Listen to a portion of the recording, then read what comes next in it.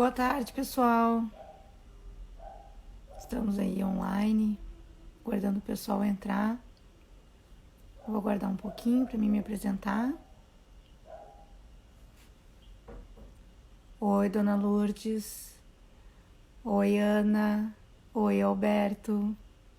Oi, Elice. Estou aguardando o pessoal entrar para me apresentar. Vamos dar mais um tempinho, nosso convidado também. Oi, Alberto. Vamos lá. Mais uma tarde de live. Conversar um pouquinho sobre Portugal. Hoje é o dia de falar de Coimbra, Tomar e tão querida cidade do Porto.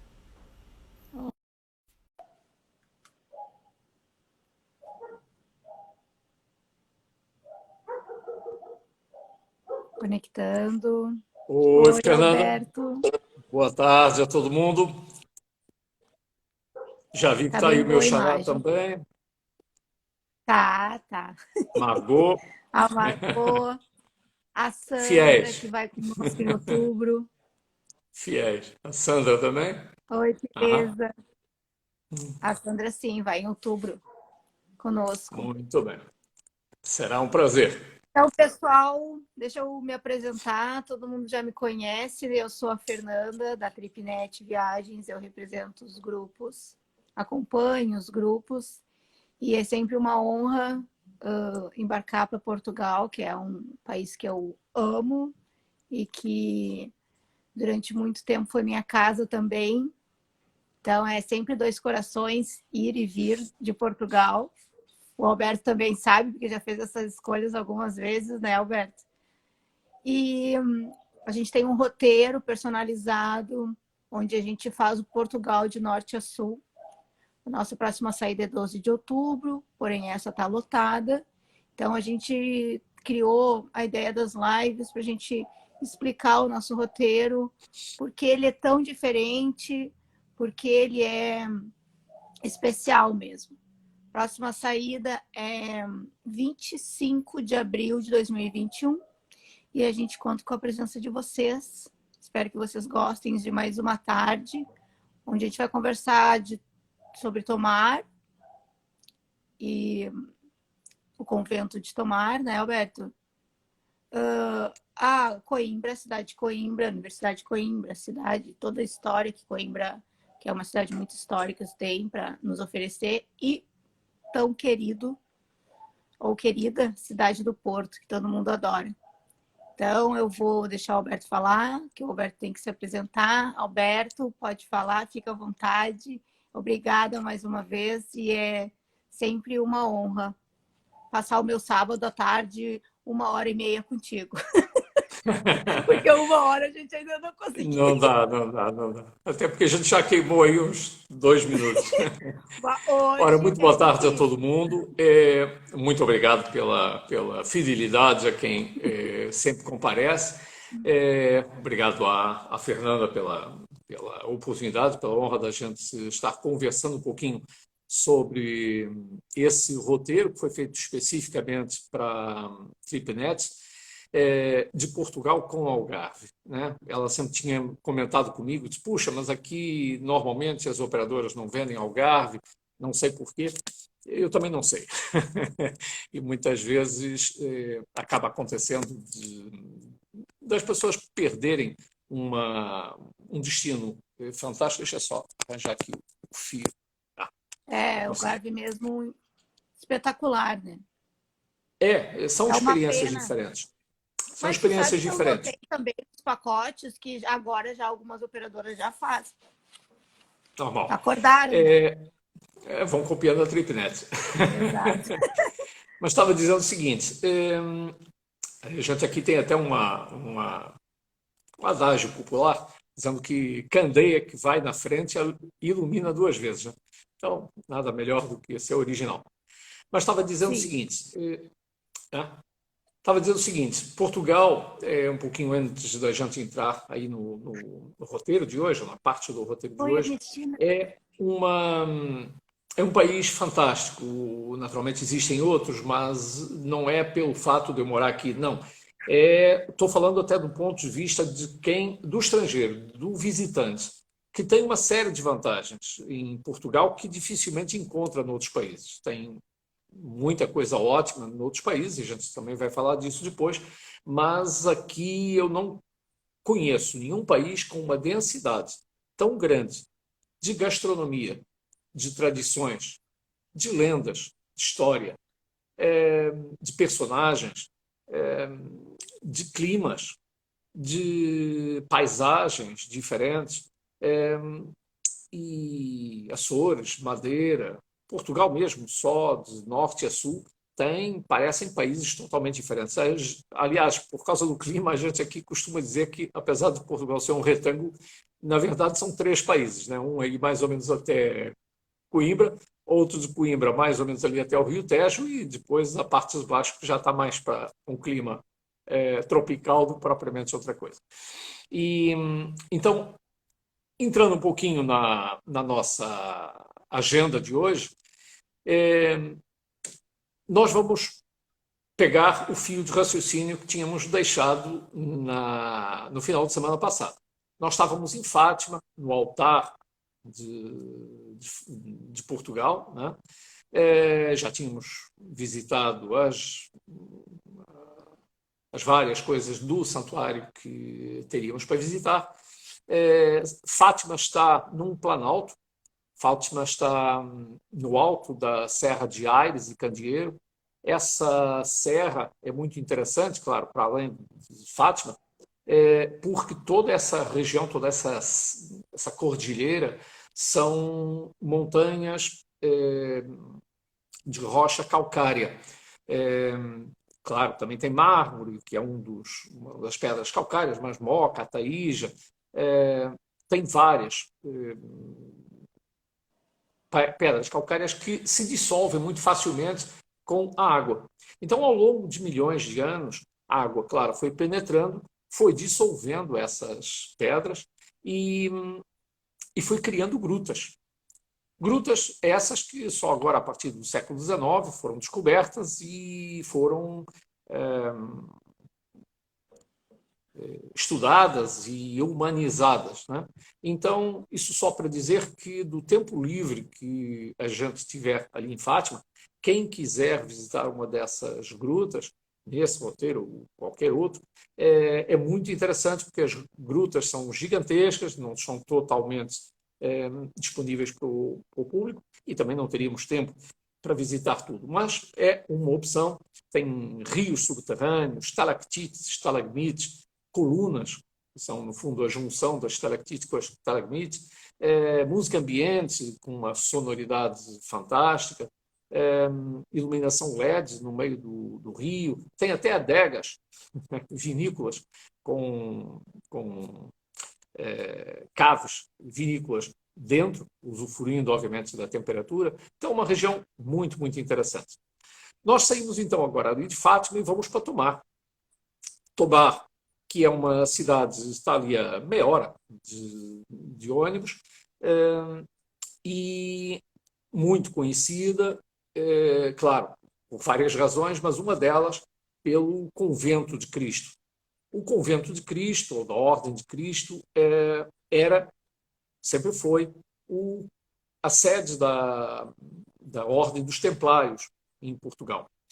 A Ordem dos Templários, como vocês sabem, tem esse nome porque era o corpo de defesa dos peregrinos à Terra Santa, ou seja, templários, que vem do Templo de Jerusalém, e porque houve um momento em que a cristandade decidiu que todo cristão deveria ir, uma vez na vida, à Terra Santa, e começaram, obviamente, havendo inúmeros romeros. Romeros não, romeros são os peregrinos que vão a Roma, daí o nome romero. Os outros se chamavam palmeiros, porque traziam de lá um comprovativo de que tinham ido, que era, na verdade, uma palma, né? Daí palmeiros. Então, os de Roma, romeros, e os caminhantes de Santiago trazem a vieira. Um dia a gente já há de falar nisso, são os caminhantes, né? Ou caminheiros, como dizem os espanhóis. Mas dizendo que quando a cristandade decidiu isso, começou havendo, claro, as pessoas iam quem podia, naturalmente, e quem podia, naturalmente, era gente que podia por dinheiro. E começou havendo muitos assaltos, muitos roubos, né? E isso, obviamente, se contrariava as intenções da Santa Sé e começou, sendo necessário, proteger esses caminhantes, esses peregrinos, né? E que vinham da Europa toda, né? E então fundou-se primeiro um pequeno grupo de cavaleiros que, armados, faziam a escolta, sobretudo depois que eles desembarcavam em Israel, até chegar à Terra Santa e vice-versa, né?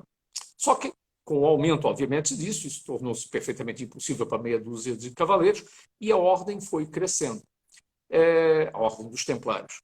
Para vocês terem uma ideia, aquilo foi de tal maneira viral que eles se tornaram uma ordem gigantesca pela Europa toda, até aqui, e muito poderosa também financeiramente, porque o que é que os caras inventaram? Talvez o primeiro banco.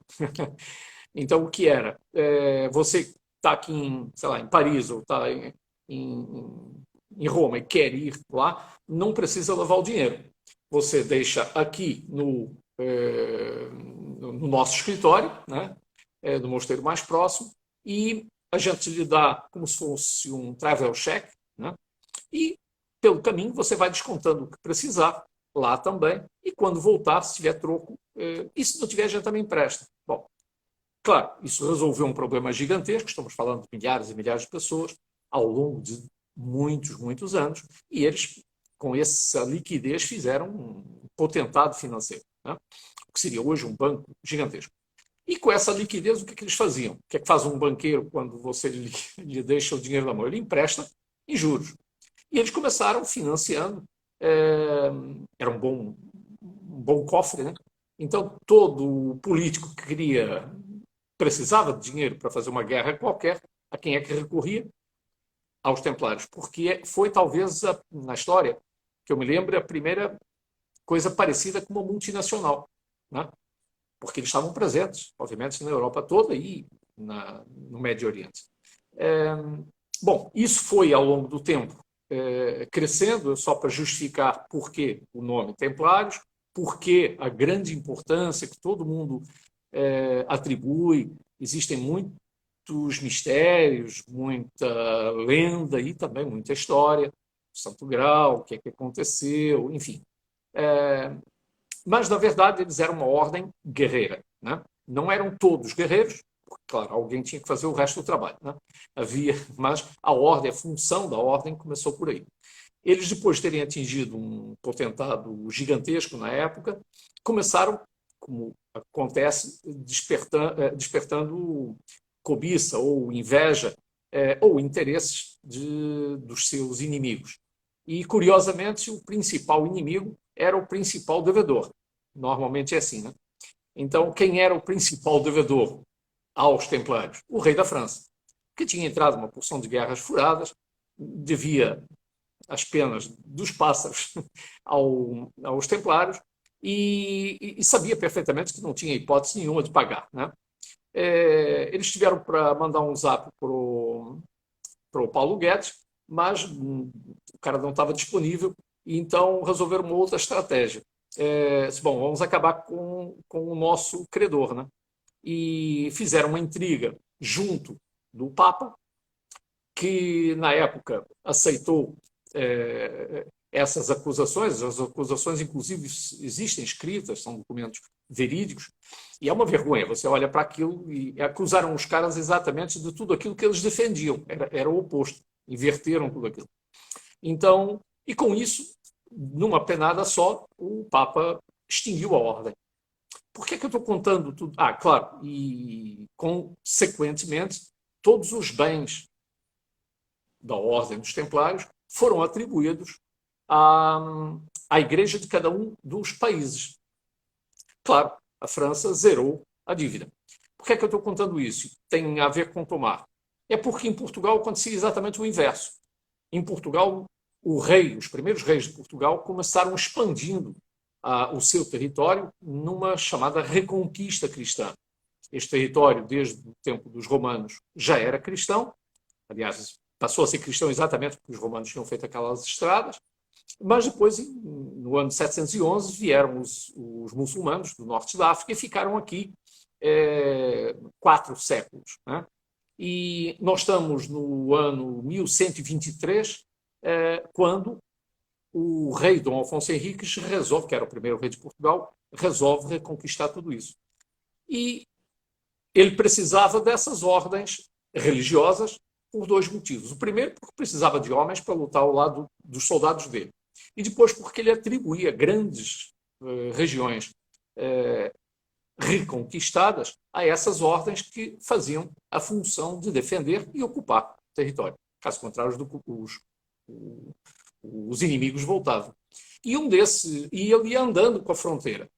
Nós agora estamos fazendo o percurso para cima, né? Já vamos falar de Coimbra, mas ele transferiu a capital de Guimarães para Coimbra exatamente porque era ali a fronteira, o Rio Mondego.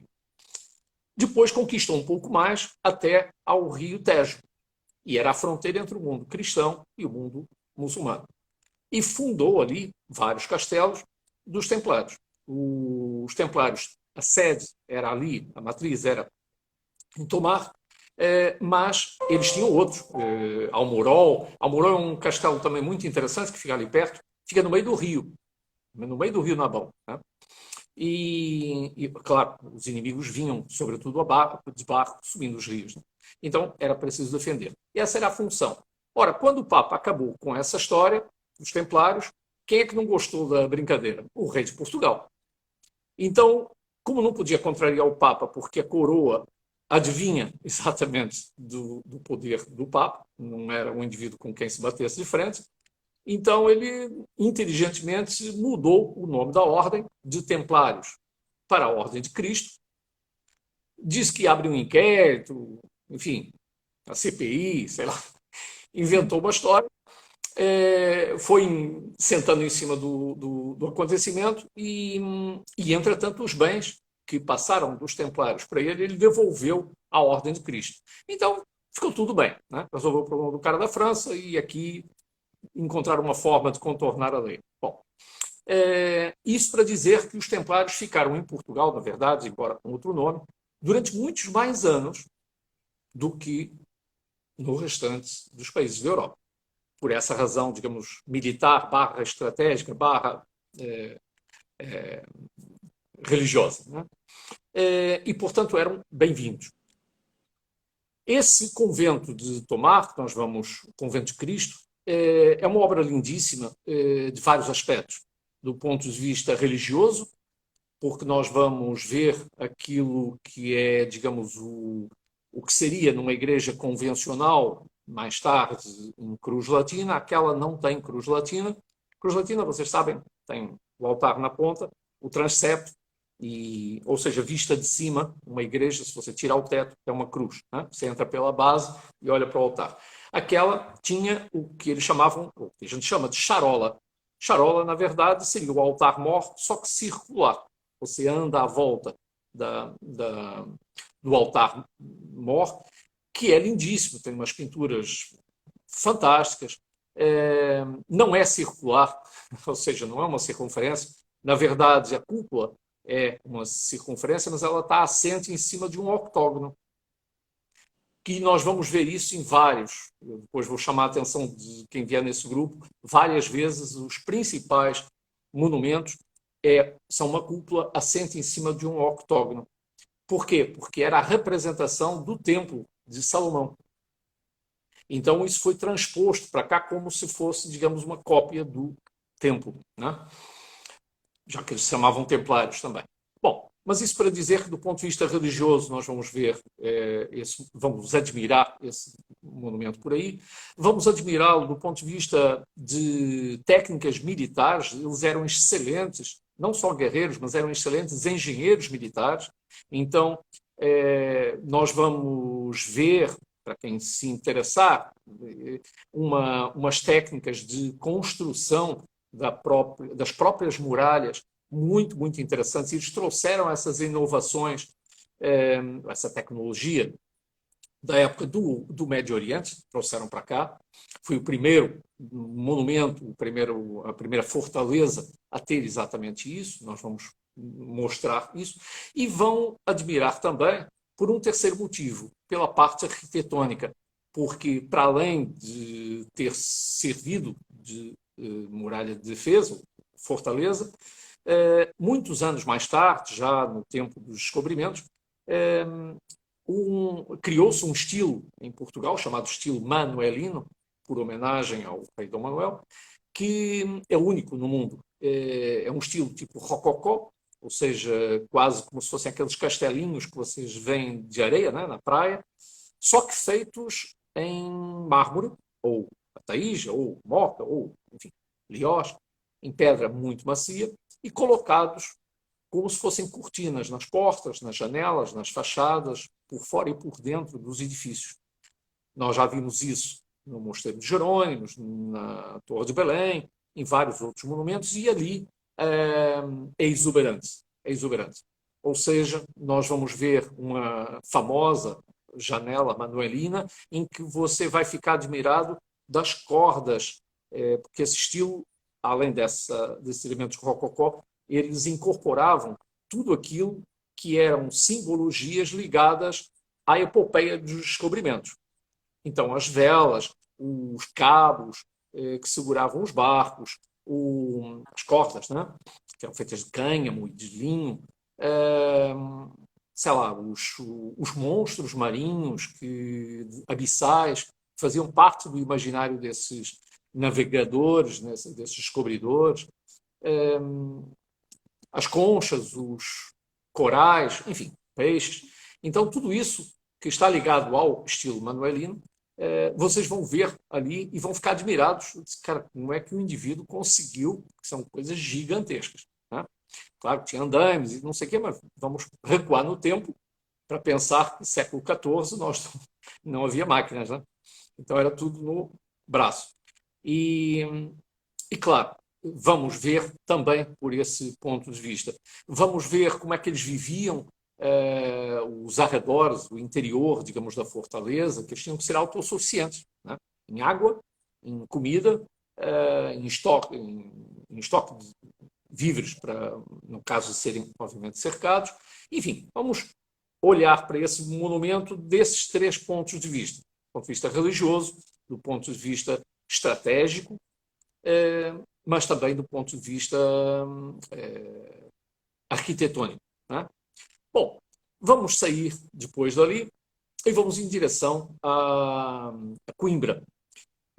Essa região toda é uma região, mais uma vez por causa dos conventos, é uma região com muitos conventos. E isso deu origem não só a muitas lendas, não só a muitas ordens religiosas, no caso dos beneditinos, depois os hospitalários, os templários e tantas outras, a ordem das clarissas, por exemplo, ordens femininas. As clarissas, inclusive, têm existe uma cidadezinha ali perto chamada Tentugal. Guardem esse nome porque, mesmo que vocês não vão lá, eu vou obrigar cada um de vocês a comer um pastel de Tentugal. É um doce e feito de uma massa muito, muito fininha, aquela massa filo, e recheado, assim, uma espécie de um charutozinho, depois eles dobram as pontas, né? E recheado de doce de ovos. Né?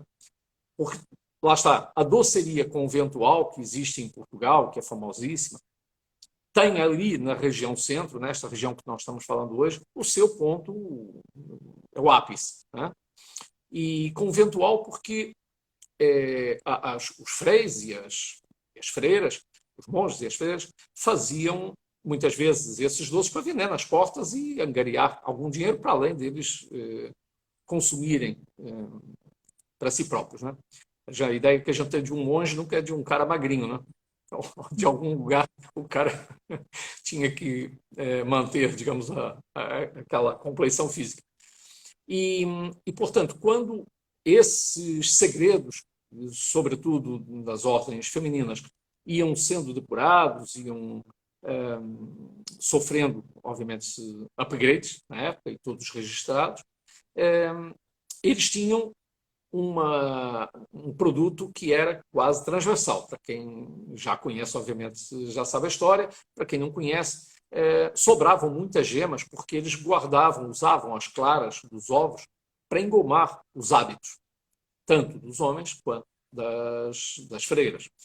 E depois tinha até uma outra função, essas claras, que era para clarear, para fazer decantar o vinho. Eles pegavam, acreditem, pegavam a clara do ovo, jogavam num tonel de vinho, ou várias claras, e isso provoca uma reação física, que faz com que os sedimentos assentem, né? Então ajuda a clarificar, digamos, o vinho. Não havia filtros na época, então era uma das formas. Mas isso era residual. Onde eles gastavam muito era exatamente nos hábitos, na roupa, etc.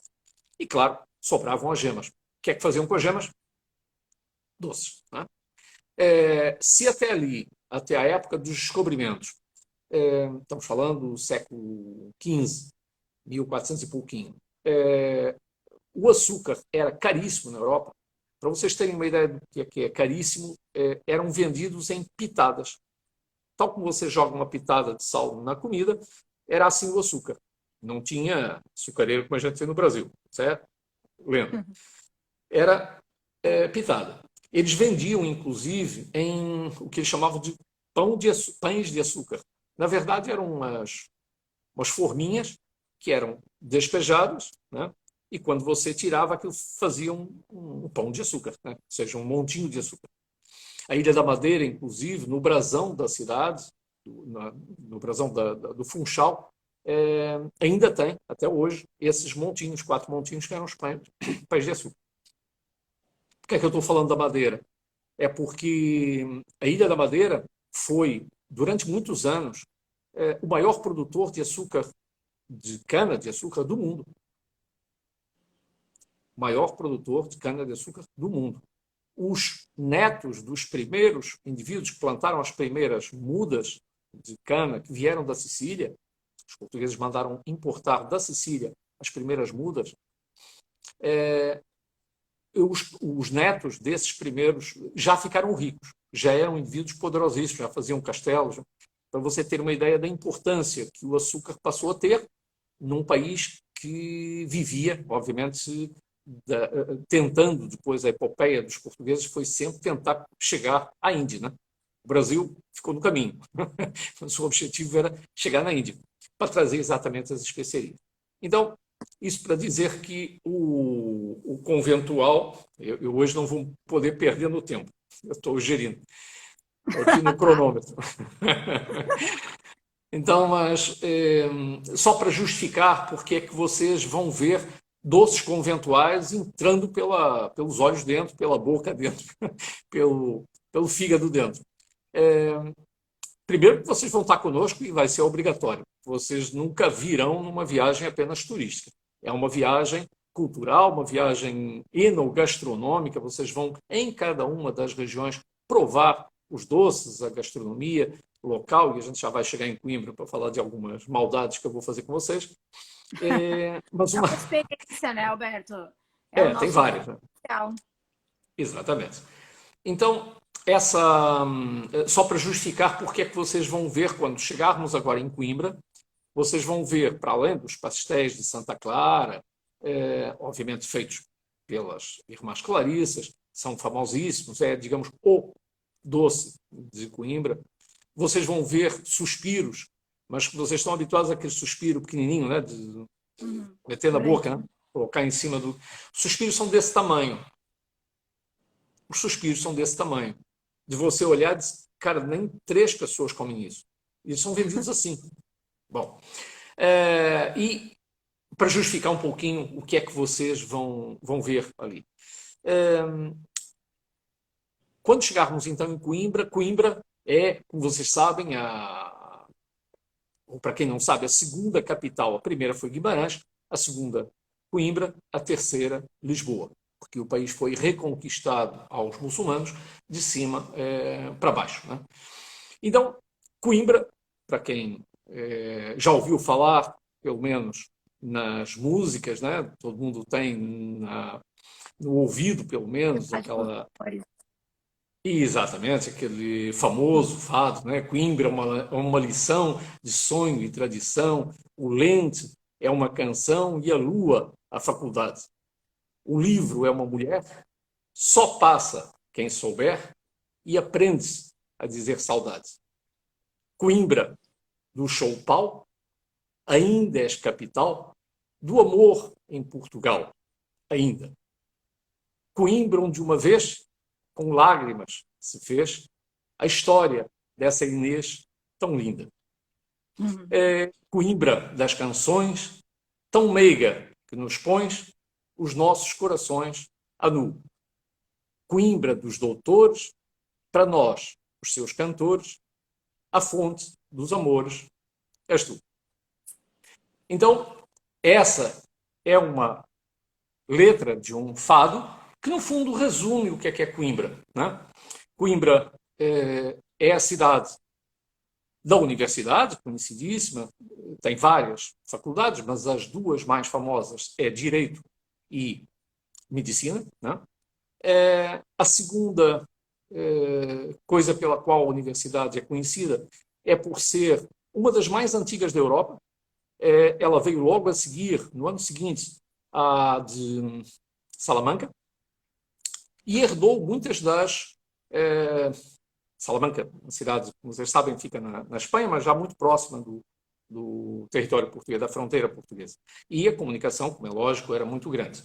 E Dom Afonso Henriques, o primeiro rei de Portugal, entendeu, como sujeito estratega que era, que à medida que ia expandindo o seu território, jamais conseguiria governar o país se não fosse com importação de mão de obra qualificada. Né? Porque para carpir e para andar à pancada, qualquer um serve. Né?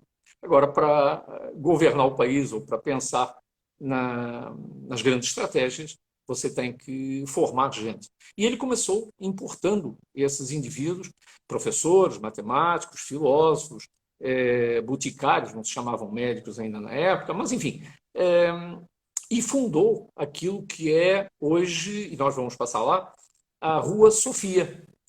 A Rua Sofia, que não tem nada a ver com o nome de uma mulher Sofia, Sofia de Sófocles, do grego, de sabedoria. Então, ele fundou uma rua das escolas, e hoje são colégios particulares, ainda católicos, e essa rua terminava, ou termina, na rua principal pedonal de Coimbra, que nós vamos passar também, onde ele fez questão de ficar sepultado. Então, depois nós podemos entrar, inclusive, nessa igreja de Santa Cruz, que é um convento de Santa Cruz, e ele fez questão, ele tinha um amor tão grande, apesar de ele ter chegado a Lisboa e ser o primeiro rei de Portugal, mas ele e o seu filho estão enterrados lá, ele e o Dom Sancho I. E também é uma igreja, mesmo não visitando o restante do convento, que isso leva 2 horas e tal, mas a igreja é muito bonita e vale bem a pena, muito, muito a pena. Nessa rua vamos visitar também a parte árabe. Como eu disse, os árabes tinham chegado aqui no ano 711, foram expulsos por ele, mas deixaram a sua memória, né? Inclusive arquitetônica. Não muito, porque depois iam usando as pedras dessas mesmas construções, mas nós vamos subir por onde subiram milhares de soldados e milhares de pessoas ao longo de séculos para Alcáçova. Né? A Alcáçova era a parte mais restrita, mais elitizada da corte árabe. Né? Então, muçulmana, os árabes nunca estiveram aqui. Os árabes são habitantes da Arábia, mas os muçulmanos, sim, né? Vieram do norte da África. E, portanto, vamos visitar, vamos subir exatamente por ali. Vocês vão ver algumas homenagens ao fado. O fado que se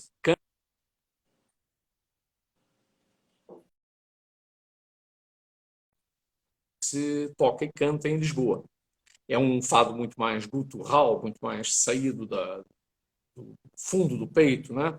e com muito mais sentimento. As letras, claro, sendo uma cidade de estudantes, estão sempre ligadas à saudade, aos amores perdidos, aos ciúmes, às baladas, enfim, às serenatas que todos faziam. E nós vamos passar por vários monumentos ligados, digamos, a isso.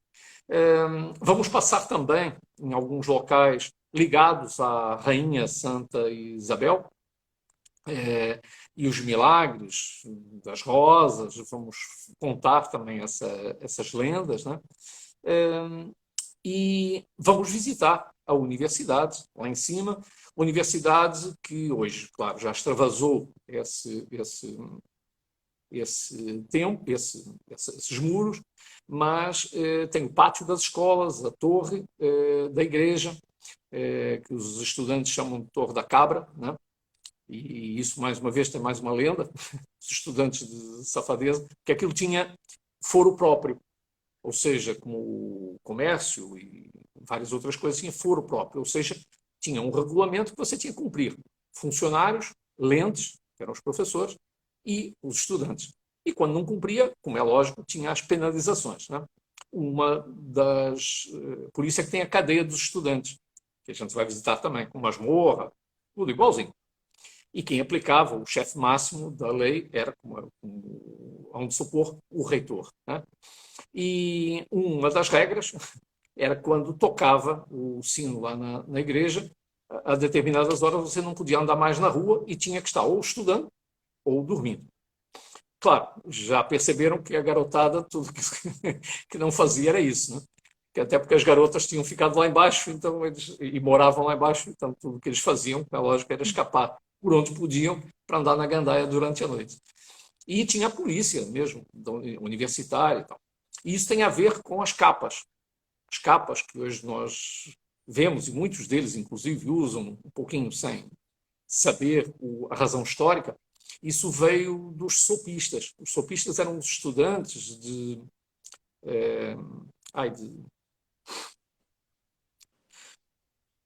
Puxa, agora me deu um branco. Agora falei da cidade. Espanhola, da universidade. Salamanca. Salamanca, fugiu o nome. Então, os estudantes de Salamanca tinham o mesmo problema, né? Ou seja, tinham as mesmas garotas também andando por ali e fugiam. Andavam sendo caçados. E por que é que eles eram chamados sopistas? Porque não tinham dinheiro, é lógico, andavam à sopa. Ou seja, pediam, acho que batiam na porta, as pessoas pediam uma tigela, um prato de sopa para se alimentar durante a noite. E a polícia andava atrás deles.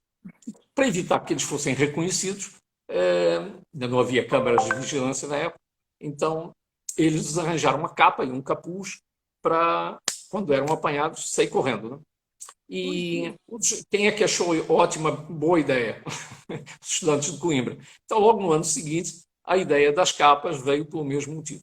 Agora tem uma função mais de glamour ou de identidade dos alunos, né? Que andam, vocês vão ver, porque essa época, em outubro, está no início do ano escolar, e quando vierem em maio, vocês saem dia 25 de abril, quando vocês vierem em maio, está muito próximo do final do ano letivo, que é em junho. Então, vocês vão ver centenas de estudantes com as capas, pedindo, obviamente, contribuições ou donativos para organizar a sua festa final do ano, que é a queima das fitas e tal, em que eles queimam as fitas de cada uma das cores dos seus cursos. É muito bonito. A cidade para, né? A cidade para, até porque não tem outro jeito, porque ela é simplesmente invadida, e há um cortejo semelhante ao carnaval. É muito bonito. Bom, mas isso para dizer que vamos visitar a universidade. Na universidade temos uma capela de São Miguel, lindíssima. Vamos entrar por pequenos grupos, porque a capela é pequena,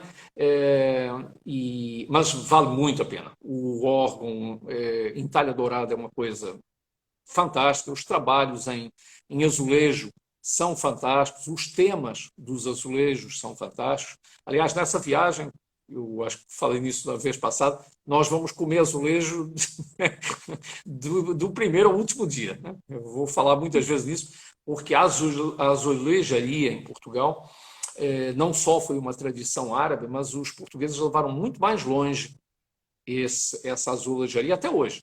Até hoje. Depois eu explico exatamente, inclusive, várias expressões de ouro sobre azul, né? Ouro do Brasil, azul do cobalto que eles pintam, do lápis lazuli que eles usavam para fazer a tinta, por isso é que era muito caro, antes do ciclo do ouro do Brasil. Deu origem exatamente a essa expressão ouro sobre azul. E nós vamos, então, visitar também a biblioteca. É talvez o coração da visita. Vocês vão ver uma biblioteca, é a Biblioteca Joanina, exatamente, porque o rei que patrocinou, que pagou a biblioteca, inclusive a ampliação da biblioteca, era Dom João. Vocês vão ver exatamente em frente, à porta da biblioteca, nada mais justo, e vocês vão ver que ela tem 3 naves. Por ali passaram as mais renomadas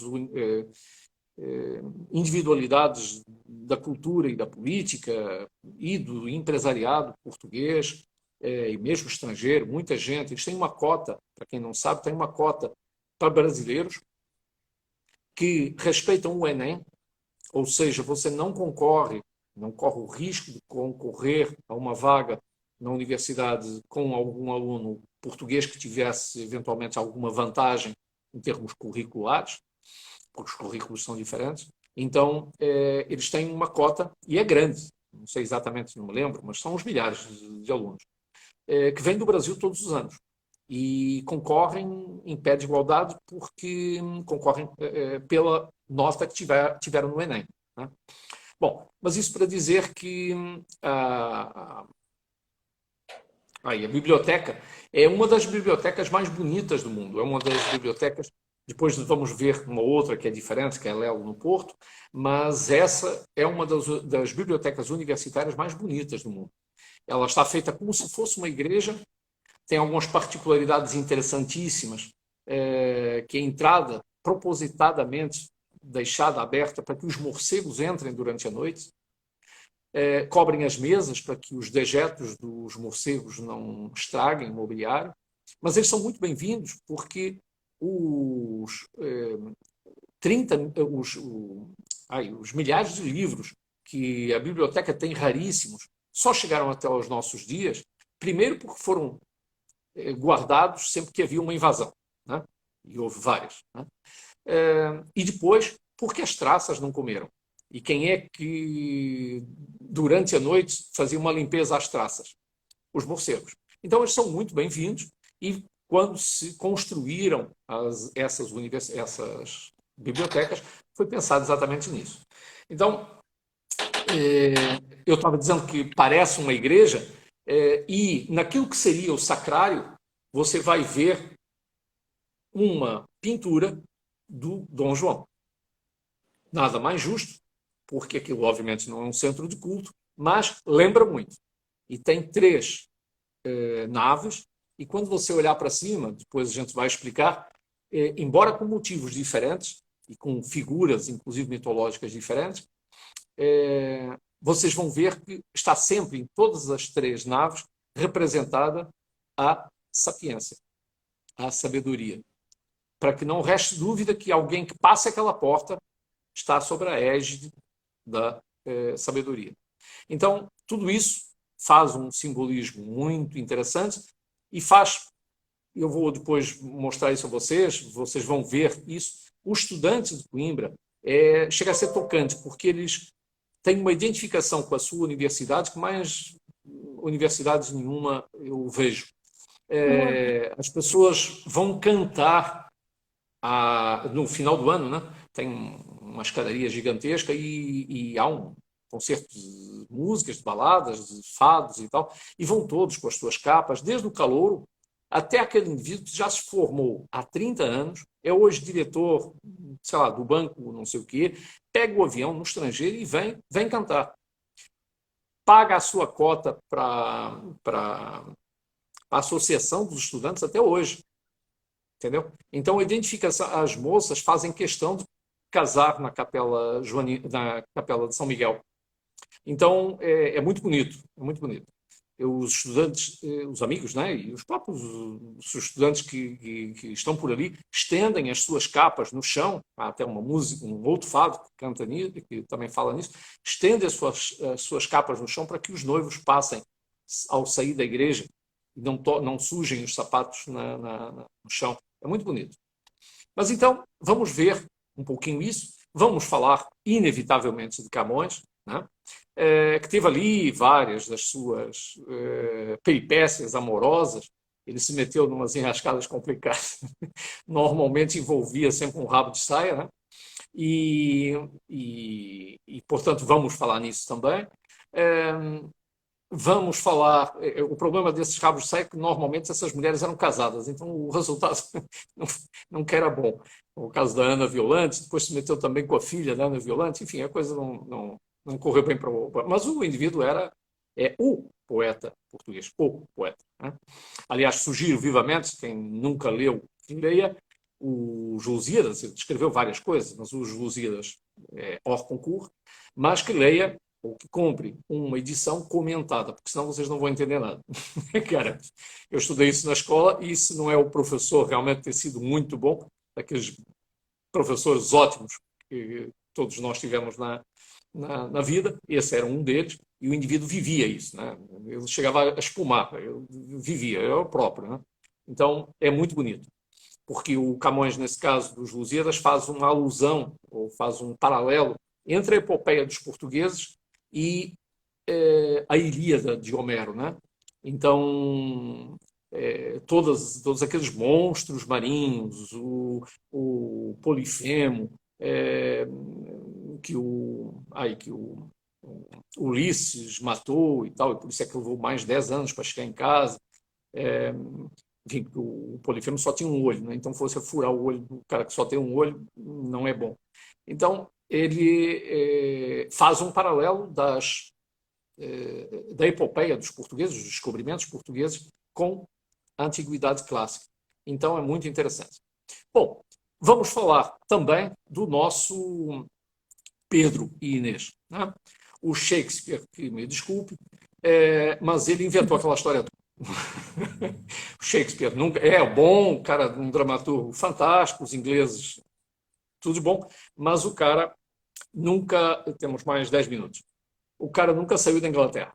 E nós aqui temos o Pedro, e a história de Pedro e Inês, nós vamos contar até chegar àquela expressão que vocês usam também, agora Inês é morta. Né?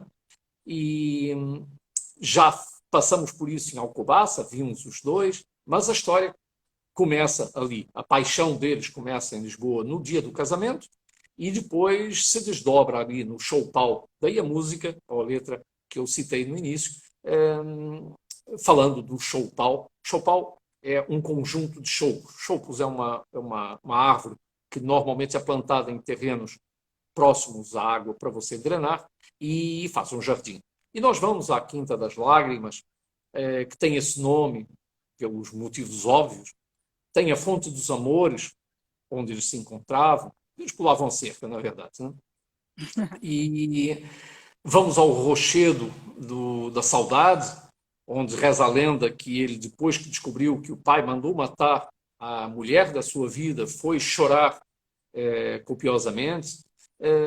Depois ele, quando ascende a rei, ele manda desenterrar a sua amada, manda sentar no trono, manda organizar uma cerimônia do beijamão, que era a cerimônia que fazia com que o povo reconhecesse o monarca como rei, ou como rainha nesse caso, e por isso, e ele coroa a amada, o cadáver da amada, já depois de morta. Por isso é que Portugal tem uma rainha que foi a rainha depois de morta. Porque ele até ali não podia.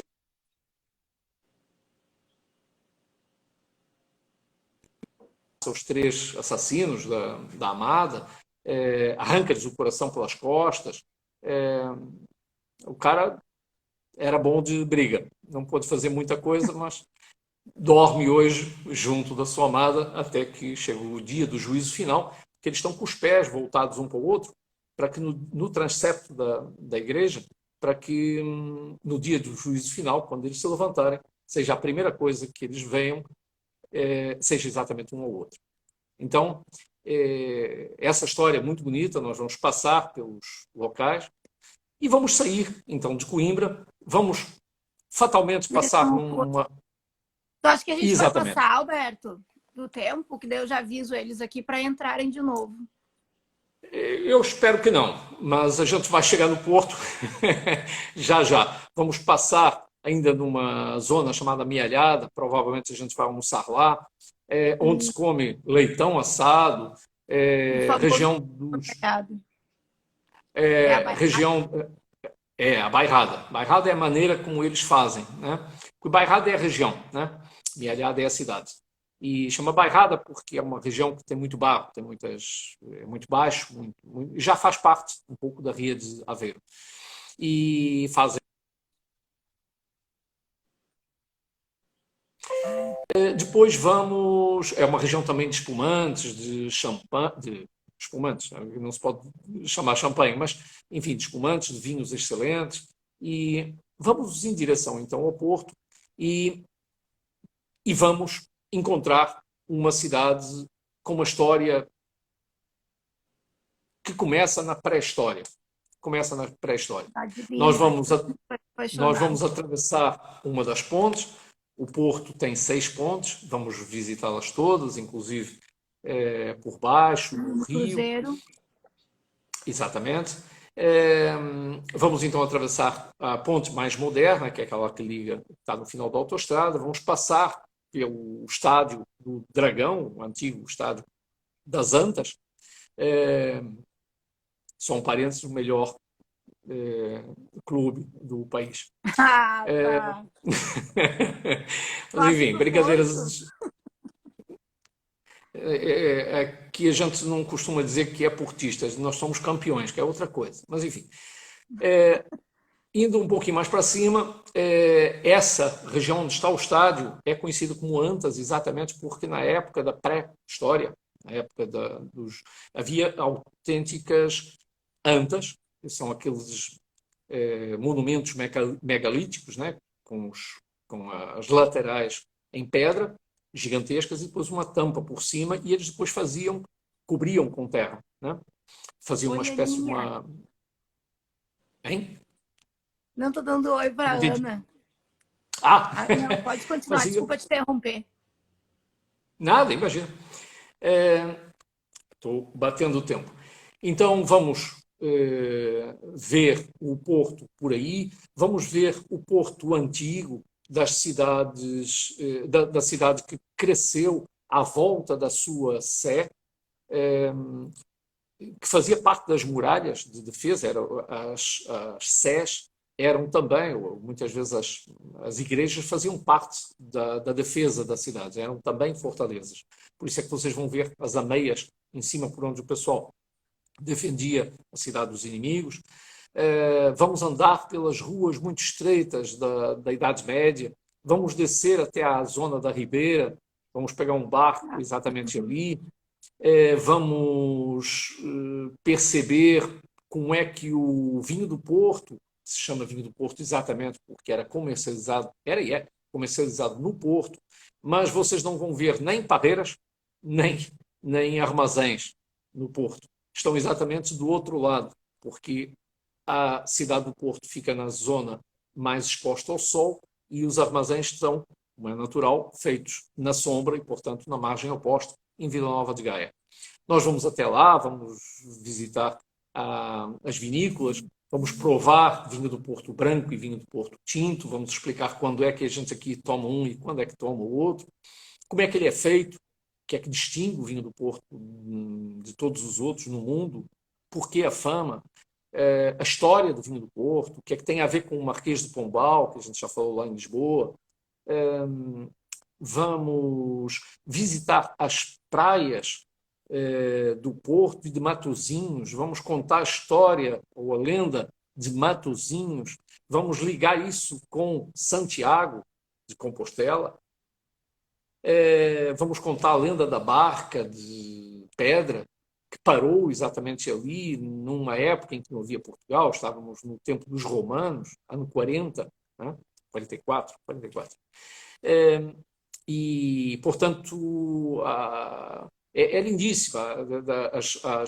Não só as lendas, mas também a toponímia das cidades, das ruas, dos locais. Essa praça, essa praia se chama, e a cidade agora, se chama Matosinhos exatamente por isso. Como é que nós estamos de tempo? A gente pode falar mais um pouquinho na próxima live, que a gente tem 2 minutos. 2 minutos. Então, assim, vamos falar do hotel que é o devolvo Holiday a Inn, bola. né? Podemos Oi? falar do hotel, que a gente fica hospedado no Porto 2 noites, né? Que a Sim. gente tem um jantar minhoto, que é um jantar... E pode explicar como é que é típico de dança típica, comida típica. Nós vamos. A gente tem um... Opa, pode falar, Alberto. Explica do minhoto. Nós vamos. Que é Imagina. especial. Nós vamos ver um show de dança folclórica. Depois eu vou, na próxima live, falar do Minho, que é a próxima região que a gente vai visitar, e onde essas tradições são muito mais arraigadas, né? Mas vamos ter a oportunidade de ter um show exatamente aí, em outubro. O de maio provavelmente já não será no Porto, e sim no Viana Minho. do Castelo. Viana do Castelo. E, aliás, o último foi um sucesso, né?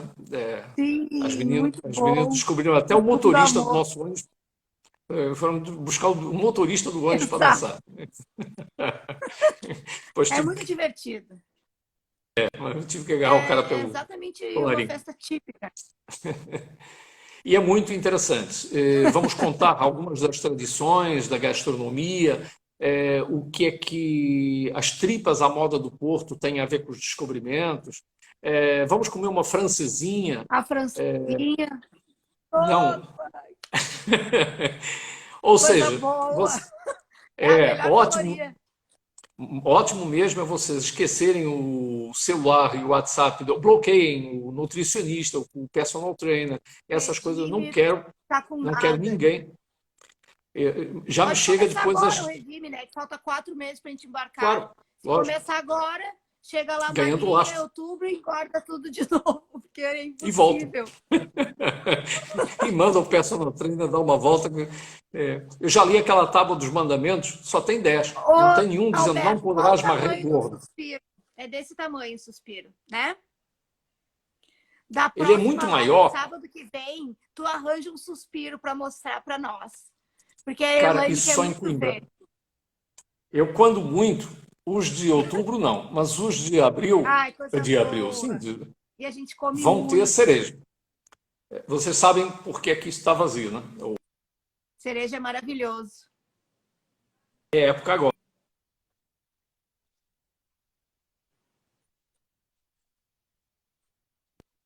É tudo de bom. E 2 minutos. Gente, a gente vai se despedindo, que a gente tem 1 minuto e 50 segundos. Então, Alberto, quero te agradecer mais uma vez. Sábado que vem, mesmo horário, mesmo canal, bate horário, para a gente falar mais um pouco do Porto, que hoje não deu tempo. Estaremos aí, exatamente. São muitas Pegamos histórias, o fim do raciocínio. né? Então a gente nunca consegue. E aí a gente vai falar, semana que vem a gente vai falar do Porto, Viana do Castelo e Alto Douro Vinheteiro, é isso? O Minho? Que é quase o finalzinho do roteiro, né? Ainda vai ter umas 2 lives aí pra gente finalizar 100%. Obrigado a todo mundo que esteve presente. Desculpa o inconveniente, eu vi que tinha uma ali muito louca, mas a gente não pode fazer nada, né? A live é livre. Então, o pessoal tá mesmo à flor da pele, destilando seu ódio com tudo, contra tudo, contra todos, né? A gente não tem muito o que fazer. Mas nem vi. Tudo certo, né, Alberto? A gente tá louco para se encontrar e levar o pessoal para ver tudo isso ao vivo e a cores, que, claro, é muito melhor. É um roteiro maravilhoso e realmente é o nosso... como é que eu vou dizer? É o nosso carro-chefe lá na agência, é o que a gente mais gosta de vender, porque a maestria do Alberto em ser o nosso guia, né? é garantia de sucesso. A gente tem certeza que todo mundo volta apaixonado, conhecendo realmente Portugal. Realmente o que precisa ser visto é visto. Então, até sábado que vem, pessoal. Obrigada, Alberto, mais uma vez. Muito obrigado por